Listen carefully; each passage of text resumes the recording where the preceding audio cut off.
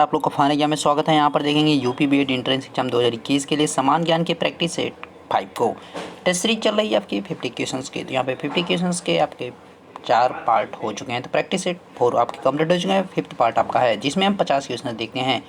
तो यहाँ पे और इसका PDF आपको मिल जाएगा टेलीग्राम चैनल पर। जो स्क्रीन पर आपके क्वेश्चन दिख रहा है उसका जवाब हमें कमेंट करके जरूर दें। इसका जवाब आपको मिलेगा नेक्स्ट वीडियो में। और ये जो वीडियो आपका है इम्पॉर्टेंट है, जैसे BHU बीएड है, Bihar BEd, MP BEd, other जो स्टेट के बीएड एंट्रेंस एग्जाम होते हैं उनके लिए भी ये इम्पोर्टेंट है। बाकी और अन्य जगह भी आपके जहाँ जीके आते थे सभी के लिए इम्पोर्टेंट है। ओके, बेस्ड इसको जो बनाया गया है वो बीएड के तौर पर बनाया गया है, जिस प्रकार के बीएड में क्वेश्चन पूछे जाते हैं। तो यहाँ पे शुरू करेंगे और देखेंगे 1 बाय 1 सभी क्वेश्चन। पहला क्वेश्चन है आपकी स्क्रीन पर। चूना पत्थर परिष्कृतीकरण के बाद परिवर्तित होता है। Does limestone change after refining. चूना पत्थर भाई जब परिवर्तित होता है या परिष्कृत होता है तो किस में परिवर्तित होता है? तो किस में होता है? मार्बल में। वो किस में परिवर्तित होगा? मार्बल में। ध्यान रखिएगा, first option is the right option. Next one, निगम कर किसके द्वारा लगाया जाता है? Corporation tax is left by home.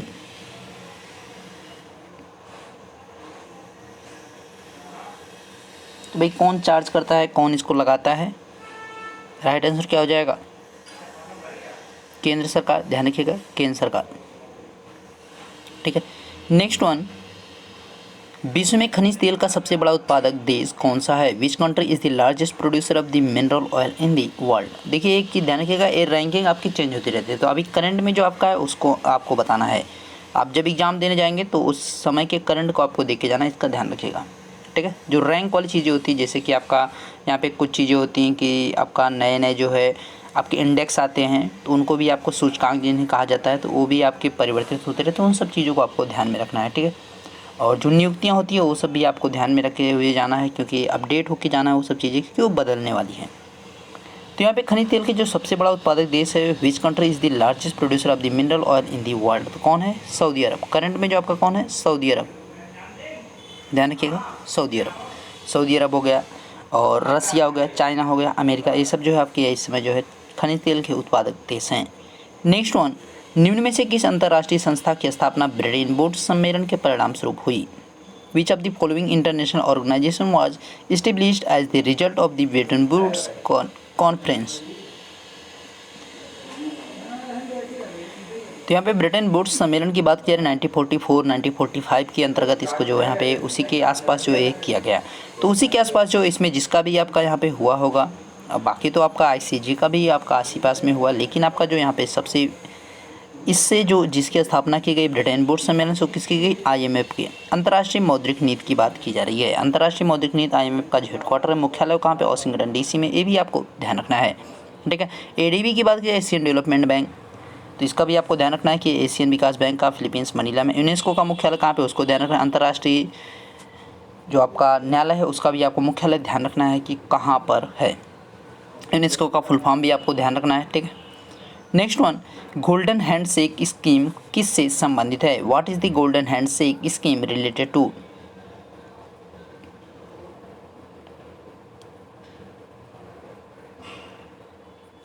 Golden handshake scheme की बात की जा रही है। इसके राइट आंसर की अगर बात की जाएगी तो राइट आंसर क्या हो जाएगा? स्वैच्छिक सेवानिवृत्ति, टू वॉलंटरी रिटायरमेंट। यानी अपने मन से जो इच्छा होती है कि भाई हमारे जो है अब सेवानिवृत्त होना है, तो यहाँ पे उसी को यहाँ पे कहा गया है गोल्डन हैंडशेक स्कीम। किस वित्तीय संस्था का संबंध भारत की कृषि एवं ग्रामीण वित्त की आवश्यकता तक ही सीमित है? Which financial institute is concerned only with the need of agriculture and the rural finance of India. तो यहाँ पे अगर राइट आंसर की बात की किसकी है? नाबार्ड। तो आपको एक चीज़ बताना है कि नाबार्ड की जो स्थापना कब हुई? नाबार्ड की स्थापना आपको कमेंट करके बताना। इजी क्वेश्चन, एकदम बेसिक सा क्वेश्चन है कि नाबार्ड की जो स्थापना हुई थी कब हुई थी। नेक्स्ट वन, नाबार्ड की स्थापना किस पंचवर्षीय योजना की अवधि में की गई थी? NABARD was established during which 5-year plan period. तो आपको यहाँ पे तो एक क्वेश्चन बताया जाएगा, लेकिन आपको ये बताना है कि इसकी स्थापना किस वर्ष हुई थी। पंचवर्षीय योजना से भी आप अनुमान वहाँ पे लगा सकते हैं।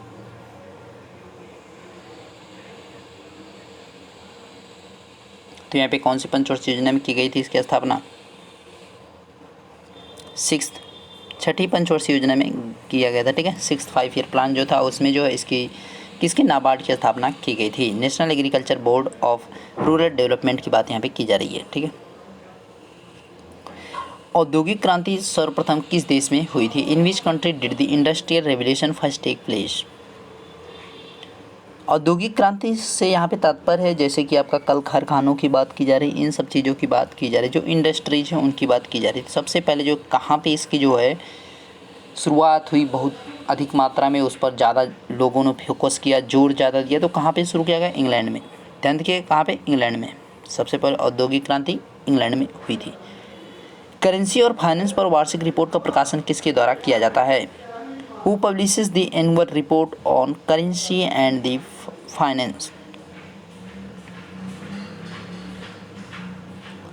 करेंसी और फाइनेंस की जो रिपोर्ट जारी करता है कौन करता है? आरबीआई करता है। ठीक है। रिजर्व बैंक ऑफ इंडिया की बात की जा रही है। तो यहाँ पे इसका ध्यान रखना है, शक्तिकांत दास जो है इस समय जो है इसके क्या है? गवर्नर है। ये आपको ध्यान रखना है, ये भाई बदलते रहते हैं तो ये सब चीज़ें आपको ध्यान रखना है। इसका मुख्यालय जो आपका कहाँ पे है? मुंबई में है। और इसकी स्थापना जो कब हुई थी वो भी आपको ध्यान रखना है। ठीक है। और इसका नेशनलाइजेशन आपका कब किया गया वो सब चीज़ें आपको ध्यान रखना है। 1 अप्रैल 1925 में इसकी स्थापना की गई। 1 जनवरी 1949 को इसका नेशनलाइजेशन किया गया। सभी चीज़ें। नीति कमीशन भी आपको ध्यान रखना है। ठीक है। इसका फुल फॉर्म भी आपको याद रखना है। स्टेट बैंक ऑफ इंडिया की स्थापना कब हुई, इसका मुख्यालय कहाँ पे, CSO क्या है आपका। ठीक है। सभी चीज़ें आपको ध्यान में रखते हुए जाना है, ध्यान रखिएगा। ठीक है। इनको बताने लगे वीडियो काफ़ी लंबा हो जाए तो इस वजह से जो है इनको आपको बता दे रहे हैं भाई, सभी चीज़ें आपको तैयार रखना है। जीएनपी और जीडीपी में क्या अंतर है? What is the difference between GNP and GDP? तो यहाँ पे जीएनपी और जीडीपी में क्या अंतर है, इस चीज़ को आपको बताना है। देखिए मेन यहाँ पे ये है कि आपके पास क्वेश्चंस पहुँचने चाहिए, किस प्रकार की क्वेश्चंस आते हैं, है ना।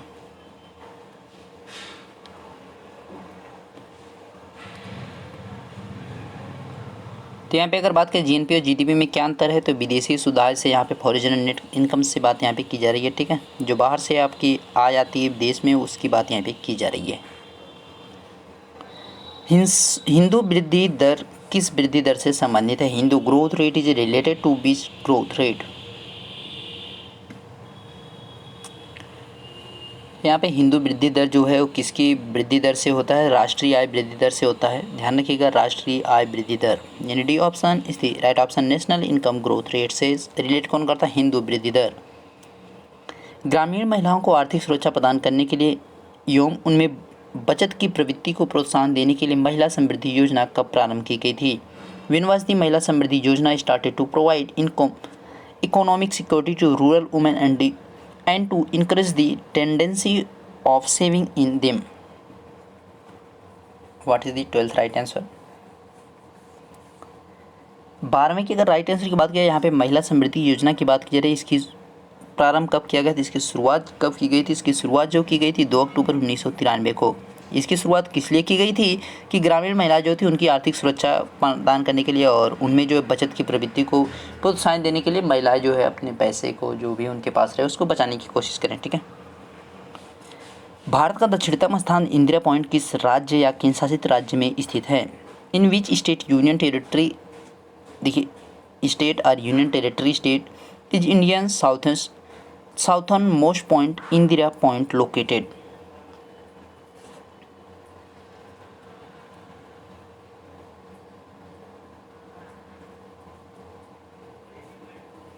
तो यहाँ पे इंदिरा पॉइंट की बात की जा रही है इस प्रकार से। तो यहाँ पे आपका अंडमान निकोबार जो है यहाँ पे आपका है। ठीक है। अंडमान निकोबार इसका राइट आंसर हो जाएगा। अंडमान निकोबार में क्या? इंदिरा पॉइंट। यहाँ पे जो आपका सबसे दक्षिणतम स्थलीय बिंदु कौन सा है? कन्याकुमारी। ध्यान रखिएगा, कन्याकुमारी। वो आपका कहाँ पड़ेगा? तमिलनाडु में। कन्याकुमारी तमिलनाडु में पड़ेगा। अगर सबसे आपसे पूर्वी पूछे, यानी आपका साउथ ईस्ट पॉइंट जो यहाँ पे देखिए, साउथ ईस्ट पॉइंट आपका तो एक यहाँ पे जो आपका वो अंडमान निकोबार में इंदिरा पॉइंट है, लेकिन साउथ ईस्ट आपका जो है यहाँ पे ज़मीन से अगर पूछे, ठीक है, स्थलीय बिंदु अगर आपसे कभी पूछे तो वहाँ पे आपको ध्यान रखना, लैंड वाला जो स्थान रहे वो पूछे तो कन्याकुमारी जवाब रहेगा आपका। यहाँ पे जो है ईस्टर्न मोस्ट की बात की, यानी पूर्वी जो आपका है, तो वहाँ पे क्या हो जाएगा? यहाँ पे किबुथु रहेगा। ठीक है। ध्यान रखिए, किबुथु आपका अरुणाचल प्रदेश में पड़ेगा। और आपका अगर जो है यहाँ पे जो वेस्ट मोस्ट पूछे अगर आपसे, यानी पश्चिमी जो बिंदु है, पश्चिमतम बिंदु आपसे अगर पूछे तो आपका गौरमोता हो जाएगा। ठीक ठीक है, गौरमोता या सर क्रीक दोनों में से कुछ भी दिया रहेगा। और यहाँ पे जो है अगर आपसे जो है नॉर्थन मोस्ट आपसे पूछे यानी सबसे उत्तरी बिंदु तो इंदिरा कॉल हो जाएगा, ध्यान रखिएगा इंदिरा कॉल। इंदिरा कॉल जो सबसे उत्तरा पॉइंट है और सबसे दक्षिणतम जो बिंदु कौन सा है, इंदिरा पॉइंट है। दोनों चीज़ें आपको ध्यान रखना है। इंदिरा कॉल इसमें वर्तमान में लद्दाख में आपका पड़ेगा। नेक्स्ट वन, कृष्णा नदी पर कौन सा बांध स्थित है, which dam is situated on the Krishna river.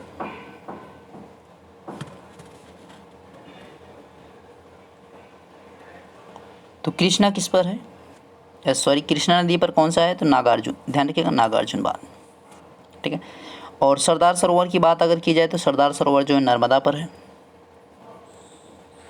Narmada river पर, जहाँ पे आपका स्टैचू ऑफ यूनिटी है, ध्यान रखिएगा स्टैचू ऑफ यूनिटी। हीराकुंड बात की जाए तो महानदी पे है, उड़ीसा, ये आपका गुजरात में है,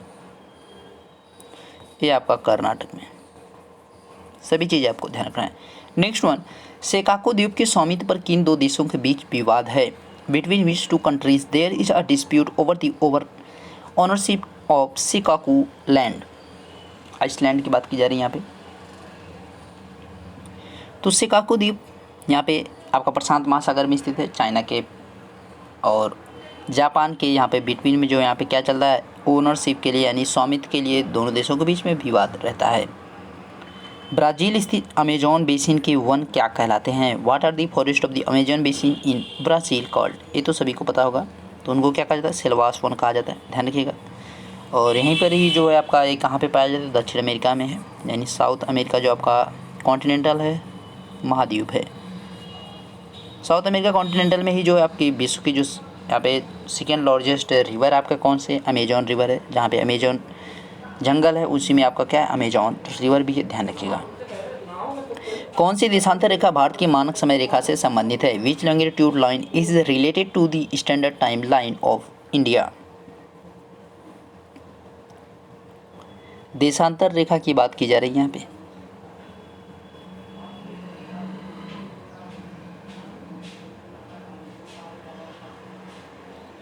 तो यहाँ पे कौन सी देशांतर रेखा भारत की मानक समय रेखा से संबंधित है, यहाँ पे उसकी अगर राइट आंसर की बात किया, देखिए यहाँ पे दिया है 82.5 डिग्री ईस्ट।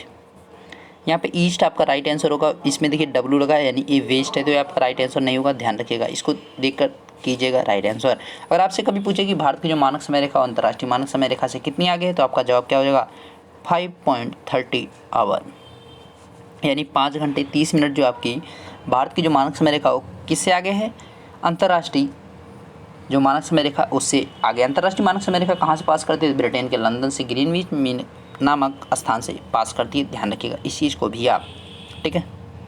नेक्स्ट वन, आसवान बांध किस नदी पर स्थित है, on which river is the आसवान dam located.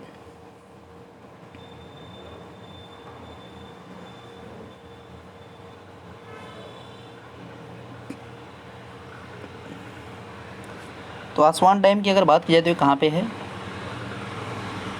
नील नदी, ध्यान रखिएगा नील रिवर पर।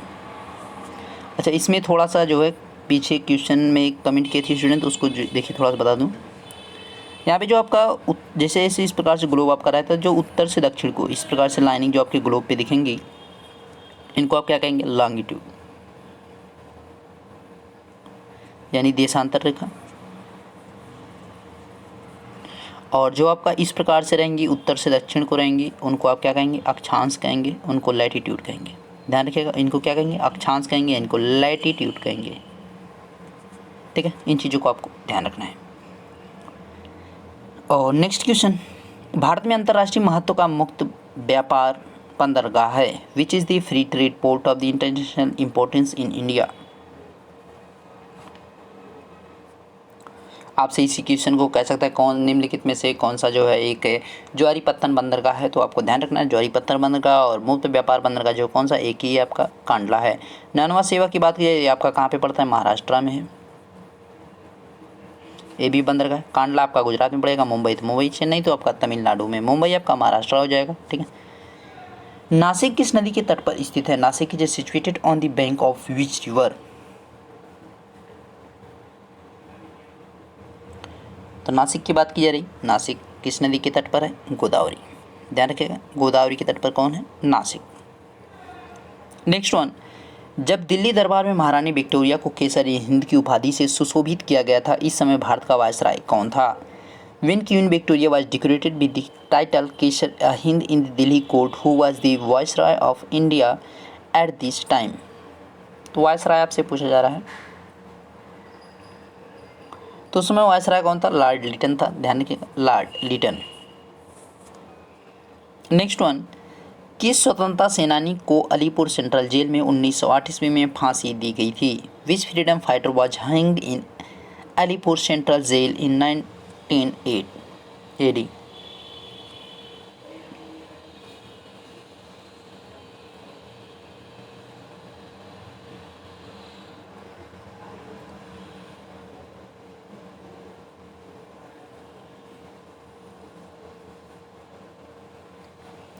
तो यहाँ पे अगर राइट आंसर की बात किया तो राइट आंसर क्या हो जाएगा? खुदीराम बोस को यहाँ पर लटकाया गया था। ठीक है, ध्यान रखिएगा, अलीपुर सेंट्रल जेल में कब? 1908 में। नेक्स्ट वन, मुस्लिम लीग ने कांग्रेस सरकार के त्यागपत्र देने पर कौन सा दिवस मनाया था? On which date did the Muslim League celebrated the resignation of the Congress government?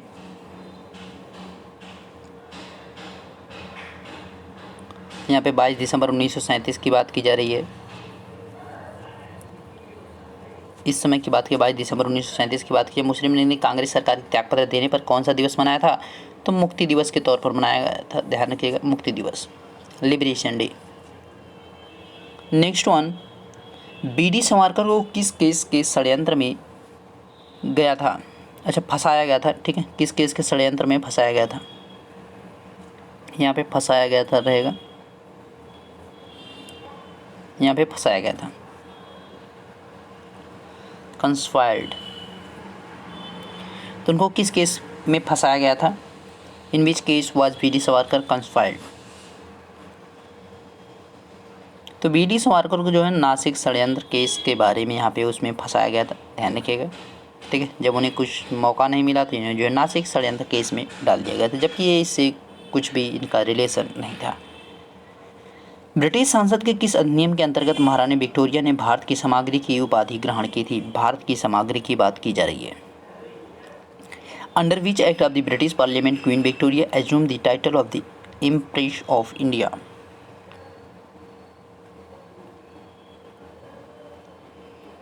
तो यहाँ पे राइट आंसर की बात की जाए तो द रॉयल टाइटल्स अधिनियम 1876, the royal titles act 1876। Next one, 1857 के विद्रोह को सर्वप्रथम किसने राष्ट्रीय स्वतंत्रता के लिए संगठित युद्ध कहा था? Who first called the revolt of the 1857 as an organised war for national independence? तो बहुत से यहाँ पे स्टेटमेंट दिए गए हैं इसके बारे में। यहाँ पे उसी में से एक स्टेटमेंट आपका है कि राष्ट्रीय स्वतंत्रता के लिए संगठित युद्ध, an organised war for national independence. तो किसने कहा था? ये कहा गया था किसके द्वारा? वीडी सावरकर के द्वारा, ध्यान रखिएगा, वीडी सावरकर। बंग दर्शन किसका प्रमुख समाचार पत्र था? हुज मेन न्यूज़पेपर वाज बंग दर्शन? बंग दर्शन जो है बंकिम चंद्र चट्टोपाध्याय। नेक्स्ट वन, 1905 में भारत सेवक समाज की स्थापना किसने की थी? हु फाउंडेड द भारत सेवक समाज इन 1905?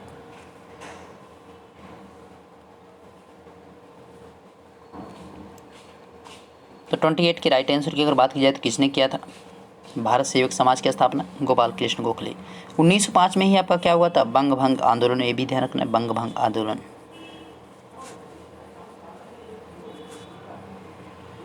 ये भी आपको ध्यान रखना है। वरींद्र कुमार घोष तथा भूपेंद्र नाथ दत्ता ने कौन सा समाचार पत्र प्रकाशित किया था? Which newspaper was published by Barindra Kumar Ghosh and the Bhupendra Nath Dutta? दोनों लोगों के द्वारा जो है कौन सा यहाँ पे न्यूज़पेपर संयुक्त रूप से प्रकाशित किया गया था? तो कौन सा था? युगांतर, यानी B option is the right option.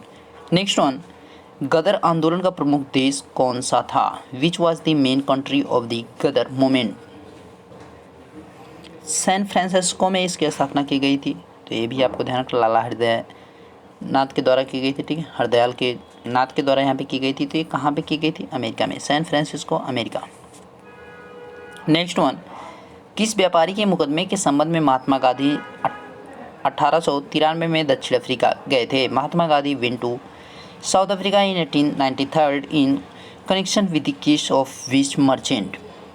तो भाई किस व्यापारी का था केस की जिसके केस लड़ने के लिए यहाँ से महात्मा गांधी गए थे? तो केस किसका था? अब्दुल्ला सेठ का। ठीक है, अब्दुल्ला सेठ का केस था। अंग्रेजी के द्वारा कांग्रेस को गैर कानूनी संगठन कब घोषित किया गया था? यानी अंग्रेज जो थे उनके द्वारा। When was the Congress declare an illegal organisation by the English? यानी जो अंग्रेज थे उनकी बात यहाँ पे की जा रही है। द इंग्लिश किसको कहा जाता है? अंग्रेजों को कहा जाता है, ध्यान रखिएगा। तो अंग्रेजों के द्वारा जो है कांग्रेस को गैर कानूनी संगठन कब घोषित किया गया था? 9 अगस्त 1942 को। भारत छोड़ो आंदोलन की बात की जा रही, क्वाइट इंडिया मूवमेंट किस समय किया गया था? ठीक है, तो ये चीज़ ध्यान रखना है।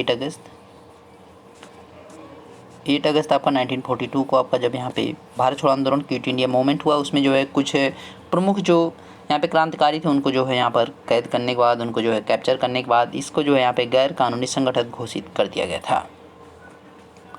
बारदोली किसान आंदोलन का नेतृत्व किसने किया था? Who led the Bardoli peasant movement?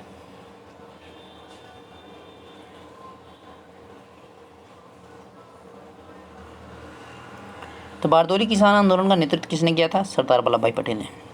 और बारदोली आंदोलन के बाद ही जो यहाँ की महिलाओं ने बारदोली के बाद ही सरदार वल्लभ भाई पटेल को यहाँ पे लौह पुरुष की उपाधि दी थी। ये भी आपको ध्यान रखना है, आपसे कभी पूछा जा सकता है कि किसने जो है लौह पुरुष की उपाधि सरदार वल्लभ भाई पटेल को दी थी। तो यहाँ पे ध्यान रखना, बारदोली की महिलाओं के द्वारा यहाँ पर उपाधि दी गई थी लौह पुरुष को। किसके? सरदार वल्लभ भाई पटेल को। अप्रैल 1930 में नमक कानून तोड़ने के लिए मद्रास प्रांत में त्रिचन्नापल्ली से वेदर नियम तक की पदयात्रा किसके नेतृत्व में आयोजित की गई थी? Under whose leadership the padyatra from the Trichinopoly and the Vedaranyam was organise in the Madras province in April 1930 to break the salt law. Mahatma Gandhi के द्वारा तो आपको यहाँ पे दांडी यात्रा की ही गई थी, नमक कानून तोड़ने के लिए किया गया था साबरमती आश्रम से। लेकिन यहाँ पे देख सकते हैं मद्रास में भी आपका त्रिचन्नापल्ली से वेदर नियम तक की गई थी पदयात्रा। किसके द्वारा की गई थी? 1930 में ही की गई थी, उसी समय की गई थी आपकी। जबकि वहाँ पे 12 मार्च से शुरू किया गया था और 12 मार्च से शुरू करके 6 अप्रैल 1930 तक चला था। जबकि यहाँ पे 1930 यानी अप्रैल में ही इसको शुरू किया गया था। तो किसके द्वारा शुरू किया गया था? चक्रवर्ती राजगोपालाचारी के द्वारा। ठीक है, नेक्स्ट वन, संविधान सभा की प्रथम बैठक की अध्यक्षता किसने की थी? Who preceded over the first meeting of the constitution assembly? यहाँ पे जब पहली बैठक यहाँ पे की जा रही है 9 दिसंबर 1946 की यहाँ पे बात की जा रही है, 9 दिसंबर 1946 की बात यहाँ पे की जा रही है।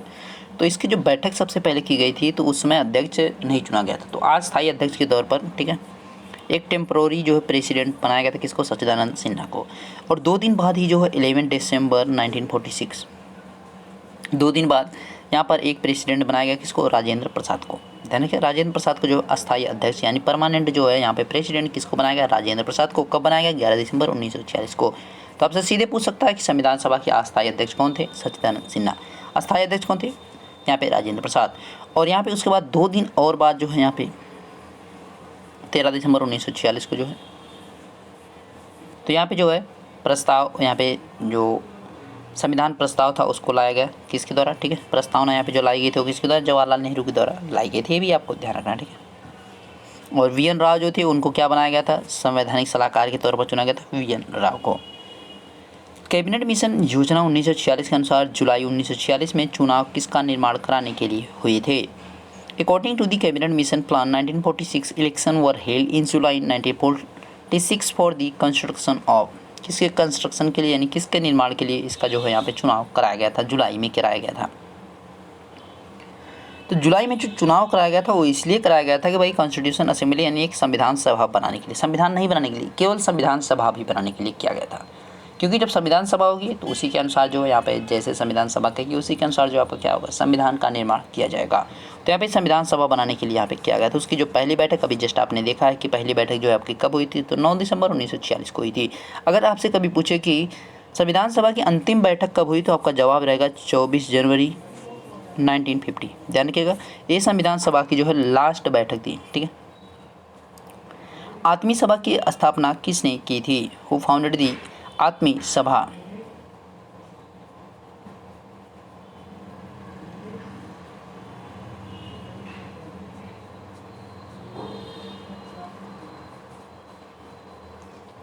तो यहाँ इसकी स्थापना की बात की जा रही है। तो इसकी स्थापना किसने की थी? आत्मीय सभा की स्थापना किसने किया था?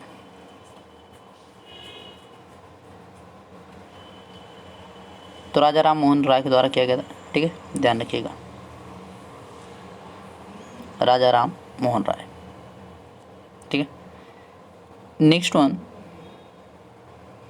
निम्न में से भूदान आंदोलन से कौन संबंधित है? Who among the following is related to Bhoodan movement?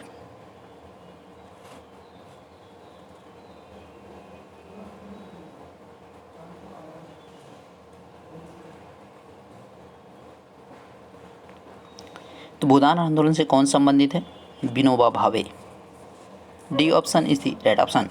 Next one, Bharat के स्वतंत्रता प्राप्ति के पश्चात किसने सुझाव दिया था कि अब भारतीय राष्ट्रीय कांग्रेस को समाप्त कर दिया जाए? After India's independence who suggested that now the Indian National Congress should be abolished? तो ये किसने कहा था या किसने सुझाव दिया था? तो ये किसने कहा था? महात्मा गांधी ने। महात्मा गांधी ने कहा कि भाई अब जो है भारतीय राष्ट्रीय कांग्रेस का कोई काम नहीं है, क्योंकि अब भारत की आज़ादी के लिए इसको गठित किया गया था, अब भारत आज़ाद हो चुका है। 1928 में गठित इंडिपेंडेंस फॉर इंडियन लीग के अध्यक्ष कौन थे? Who was the president of the independence of for Indian league form in the 1928?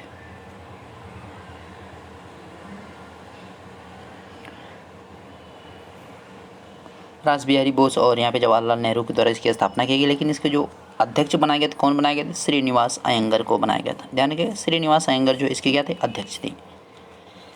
Champaran संघर्ष में किन नेताओं ने प्रमुखता महात्मा गांधी का साथ दिया था? Which leader supported Mahatma Gandhi prominently the Champaran struggle?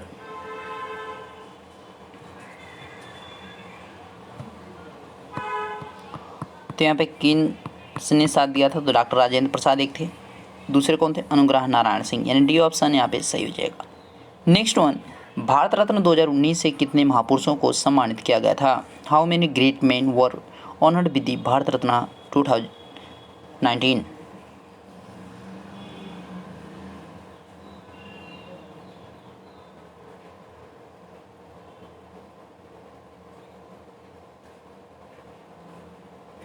तो यहाँ पे अगर राइट आंसर की बात किया 2019 में जो दिया गया कितने? 3 लोगों को। पहले नंबर पे किसे दिया गया? प्रणब मुखर्जी। दूसरे पे अगर बात की जाए तो नानाजी देशमुख, और तीसरे पे जो है भूपेन हजारिका।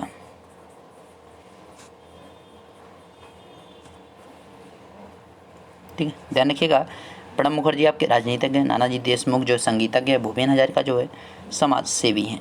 ठीक है, सभी चीज़ें आपको ध्यान रखना है। तो इन चीज़ों को ध्यान रखना। 2019 के बाद से अभी तक क्या है कि आपका दिया नहीं गया है। ठीक है, ये भी आपको ध्यान रखना है। नेक्स्ट वन, तेभागा कृषक आंदोलन किस प्रांत में हुआ था? In which province did the Tebhaga peasant movement take place?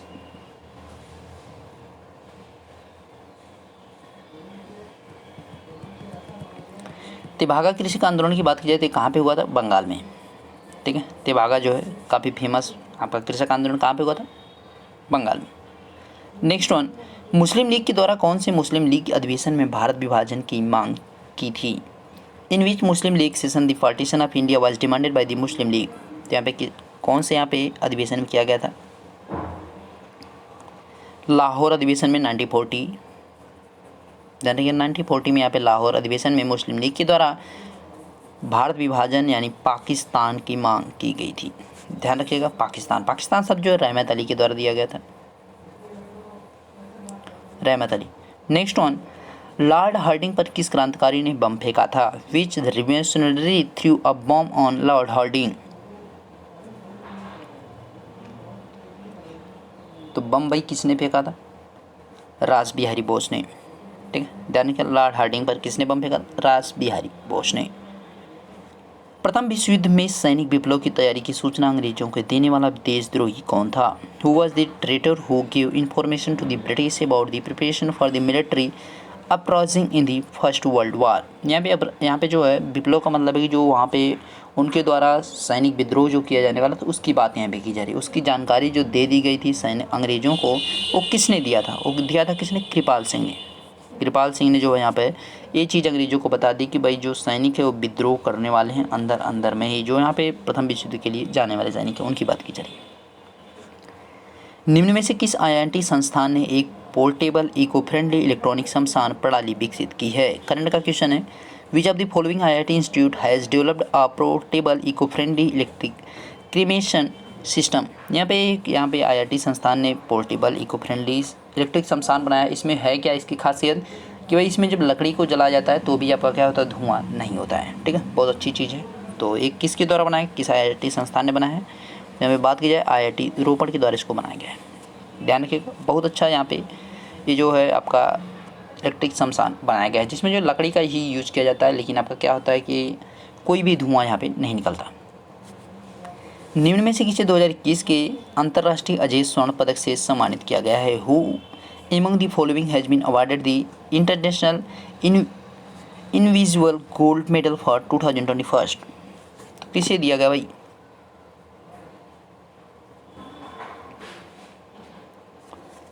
तो ये पुरस्कार जो है अंतर्राष्ट्रीय अजय स्वर्ण पदक से जो है किसे सम्मानित किया गया? रमेश पोखरियाल निशंक को, जो स्वास्थ्य मंत्री हमारे हैं। ठीक है, केंद्रीय स्वास्थ्य मंत्री। हाल ही में किस देश ने अब तक का देश का सबसे शक्तिशाली सुपर कंप्यूटर सीमूर्ग बनाया है? Recently which country has made the country is the most powerful super computer Simorgh so फार?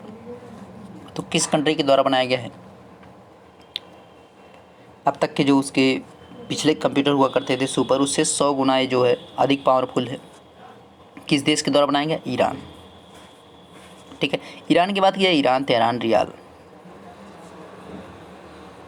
रियाल इसकी मुद्रा है। इराक और बगदाद और दीनार यहाँ पर मुद्रा चलती है। ठीक है, ध्यान रखिएगा। सऊदी अरब की बात की जाए, रियाद, रियाल यहाँ पर मुद्रा चलती है। Oman Muscat, rial. ध्यान रखिएगा, Oman Muscat rial, Saudi Arab Riyadh rial, Iran Tehran rial, Iraq Baghdad dinar. आपको तीनों चीज़ें एक साथ बोलनी है। हाल ही में किस बैंक ने ग्राहकों के लिए सोने में निवेश करने के लिए एक digital platform Digi Gold launch किया है? Which bank has recently launched a digital platform Digi Gold for customer to invested in gold? तो यहाँ पे कौन सी बैंक के द्वारा किया गया है? तो आपके ऑप्शंस जो दिख रहे हैं उन्हीं में से कोई बैंक है। Airtel payments, Paytm, Amazon, Google. तो इसमें किस बैंक ने कारनामा किया है? तो एयरटेल पेमेंट्स बैंक ने कारनामा किया है। ठीक है, तो आपके मोस्ट इंपॉर्टेंट जो भाई 50 क्वेश्चन थे सभी कंप्लीट हो चुके हैं। वीडियो अच्छा लगा तो इसको लाइक कीजिएगा और इसको ज़्यादा से ज़्यादा शेयर करें ताकि मैक्सिमम लोगों के पास चीज़ें पहुँच सकें। मिलेंगे नेक्स्ट वीडियो में, तब तक देखते रहिए फानी अमित आशीष सर। Thank you.